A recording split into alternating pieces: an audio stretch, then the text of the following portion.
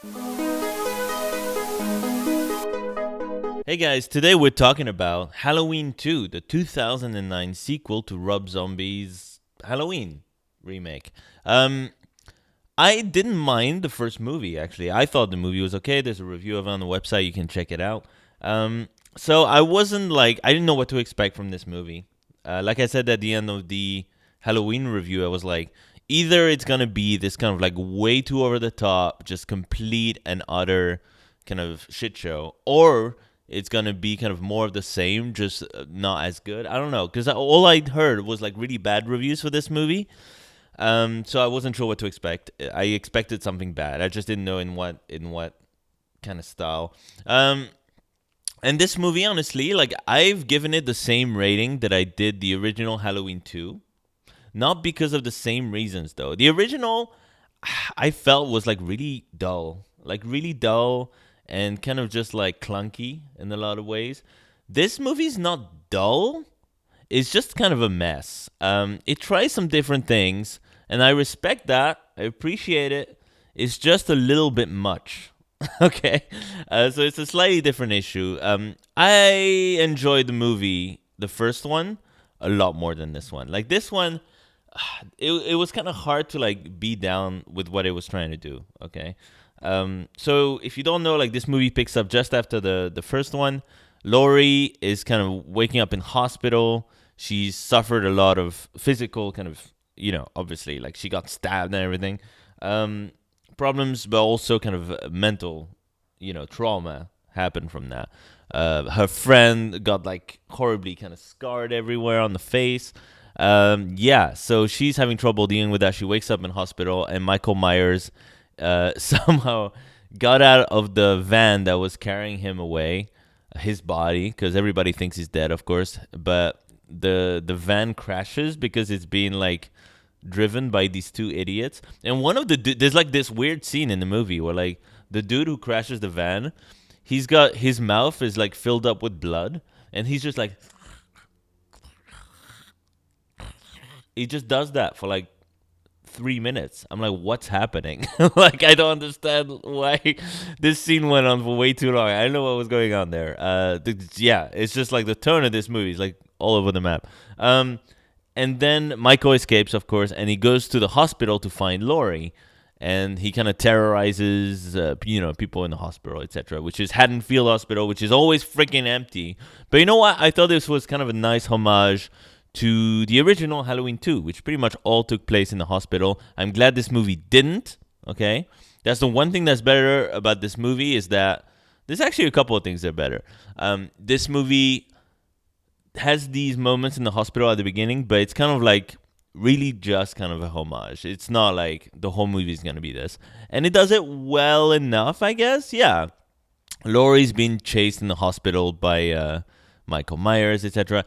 And then there's this whole sequence where she gets chased, and then she wakes up. It's a dream. But you're kind of confused for a second. It's like, wait, what part was a dream? Like, she still woke up in hospital, all that stuff. But yeah, which part of that was a dream? So it's a bit confusing.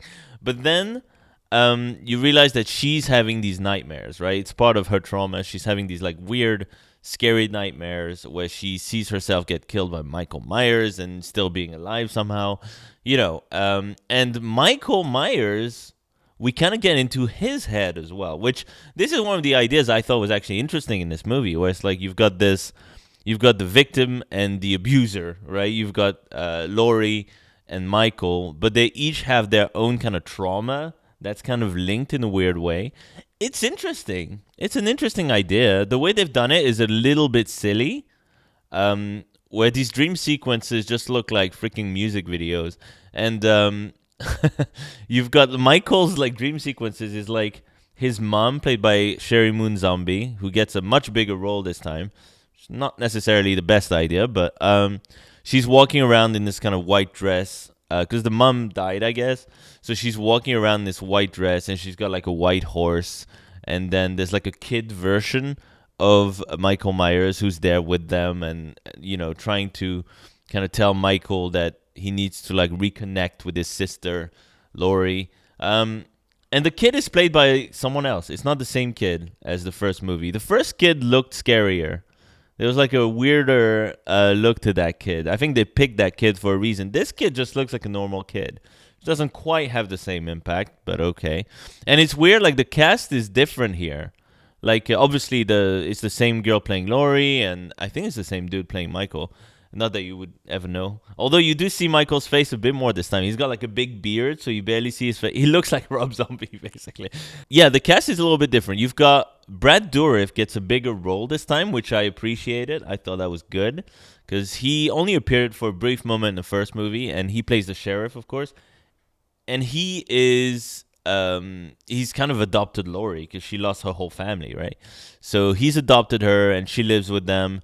The daughter is also like one of the victims of Michael Myers, who survived but got scarred and everything. So he gets a bigger role, which is good because Brad Dourif is awesome. Malcolm McDowell gets a bigger role as well as Dr. Loomis, okay? Because in the original film, he kind of shows up at the beginning, briefly in the middle, right at the end. Here, it's kind of like that throughout the movie, and they're really leaning into the idea that Dr. Loomis is just kind of using these tragedies to kind of sell books. Dr. Loomis is not a particularly likable character in this movie. He's kind of a douchebag, right? He has a kind of character arc, but it doesn't feel particularly convincing. Malcolm McDowell is great. You know, I mean, having more Malcolm McDowell in your movie is probably a good thing, I would say. So that was a wise decision. I'm just not sure that the book tour subplot was entirely necessary here. There's enough going on there in this movie that you can explore a bit more. That you don't need to have one character just have a whole ass fucking book tour the whole movie. It's not that interesting. They kind of like they get the point across really quickly. You get it. You know, you get it. This guy is selling books. It's kind of like morally dubious, right? Because all the bad stuff that happened. You don't see 10 iterations of fucking people confronting him about this. Like, we get it, you know? Like, maybe he doesn't get it at first, but we get it, like, really quickly. And then at the end, he has kind of like a sort of a conscience where he's going to confront Michael. It's like, I have to confront Michael. And then the cops are like, don't do it. Don't freaking do it. You're just selling books. We know what you're doing. And then he actually goes, and you never really know if he actually did care about this stuff. You know, you kind of still feel like, even though he kind of like makes a big sacrifice, you kind of like, I feel like he still just wanted to save books. He wanted to be the hero right there. So you never kind of have a big redemption for that character. But Malcolm McDowell was entertaining. You know, he does a good job with it. And I think the main problem with this movie isn't so much what it's trying to do. I think it's more like the way it does it is kind of like it's kind of boring. Like the way it goes about, like the kills and everything, feels it's just a little bit generic, you know. Like all these kills and everything, it's just like you've seen it 100 times before. At this point, I think the novelty of the first film, the first Rob Zombie film, has worn off already, like really quickly. I don't think this film was directed as well. Like, it feels a lot more like a Rob Zombie movie than the first one. The first one, you can tell Rob Zombie, you know, was doing his own thing, but at the same time really trying to recapture John Carpenter's Halloween, you know, the vibe as best as he could. Here, he's kind of loose, okay? Sure, there's a short kind of homage to Halloween 2, but he's kind of like loose in this movie, like doing his own thing. There's like, you know, for some reason, Laurie, there's some stuff that doesn't make sense in this movie. Like, Laurie is like kind of a goth chick at this point a little bit, and her friends as well. But, like, why the hell would Laurie Strode have a giant poster of freaking Charles Manson, like, over her bed? It makes no sense. There's, like, certain little things, like, little details where you're like, this, what? Of all the people. Like, there's one scene where Laurie Strode wakes up from, like, a horrible nightmare, and then behind her, in her bedroom, is a giant poster of Charles Manson and, like, some other kind of horror movie stuff. I'm like, I don't know if she'd really be idolizing that guy. You know, I feel like she'd probably go the other way with that. It just seemed like odd kind of character development. Some of her friends get destroyed in the movie, of course, but I mean, the kills are very kind of loud and all these kind of like sound effects and stuff, just like the first movie, but somehow they just feel kind of lame. Like they don't really hit that hard. It's kind of you're kind of laughing more than anything. Like it's one of these Halloween movies where like all the characters get killed and you're like kind of thing, which is not necessarily what you want. There's a part of the movie where Michael Myers is just kind of wandering, in the countryside, kind of like he's not really like in the neighborhood being scary. He's just kind of like taking on random hicks who are just like trying to kick his ass. Like he's got a big bushy beard and he's just walking in a hoodie, just like in the woods at night, having these like weird like dreams and stuff. I think there was something interesting there. That's almost like it could have been its own Halloween movie where it's just like he's like on the countryside and then he's kind of like Leatherface almost. But I really felt like he was at his scariest in the first film when he is just in the neighborhood and he just kind of comes out of nowhere, you know. Here it's just like you don't really necessarily care what he's doing, like in his own time. Like he's just having like weird flashbacks and fantasies and like freaking killing randoms that you don't even care about in really boring ways. I don't know. The big plot point of this movie, I think, is the revelation that Laurie is Michael's sister, which of course we already knew. Everybody already knew, except Laurie. So she learns about that from Dr. Loomis's book when it's released. When Brad Dourif, the sheriff, reads that, he's just like, God damn it, Dr. Loomis. Like everybody hates Loomis straight away. And then it messes her up, in her head. And she kind of never truly recovers from that knowledge, like of being Michael's sister.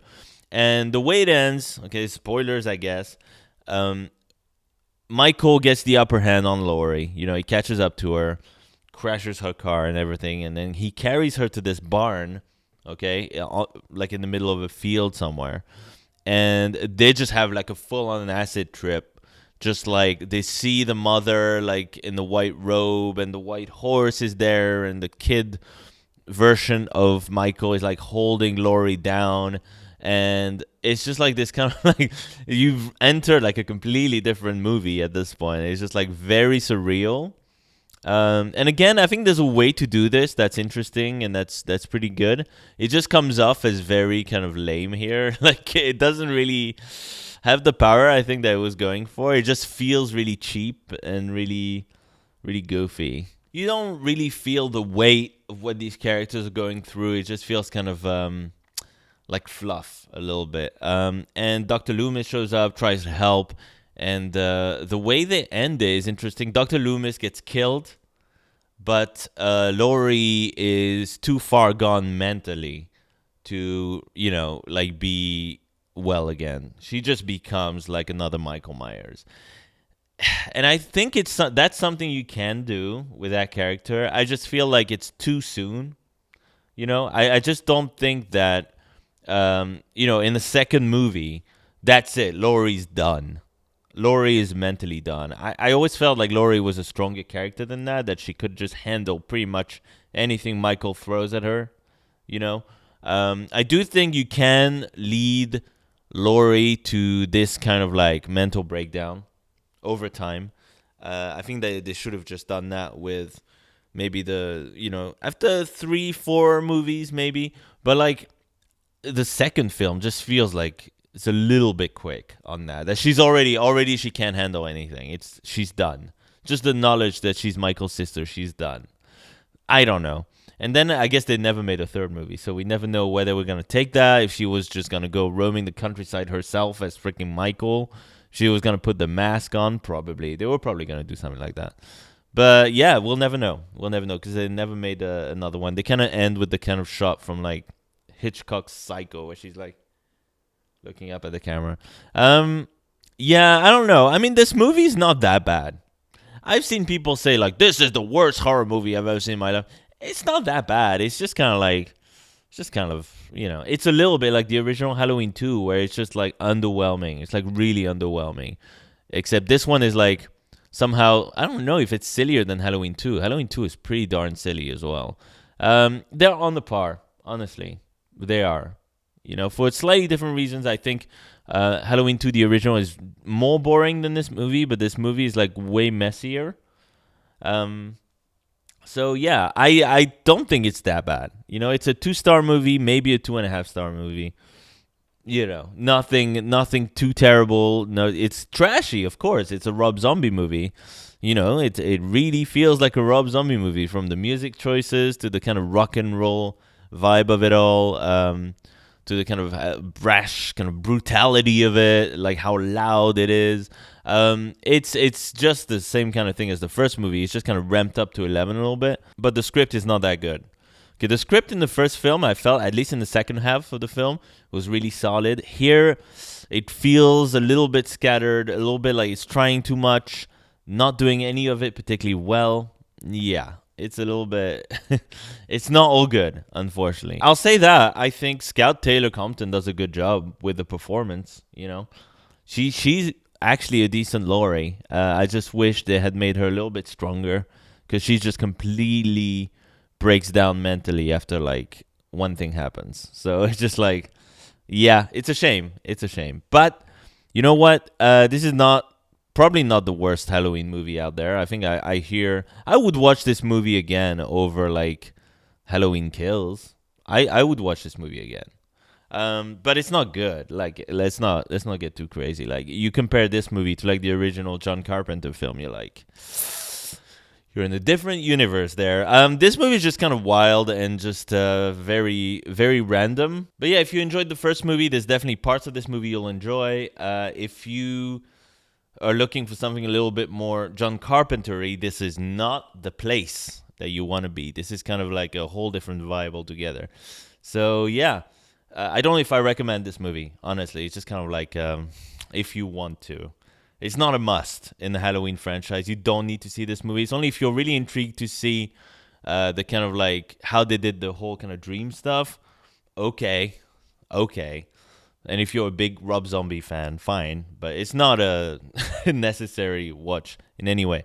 So thank you for watching. I'm going to go back and watch some more Halloween movies. I got 4, 5, and 6 I need to rewatch. I got Resurrection, which I've never seen. Yeah. I'm going to be busy, all right? I'll see you guys in the next Halloween review.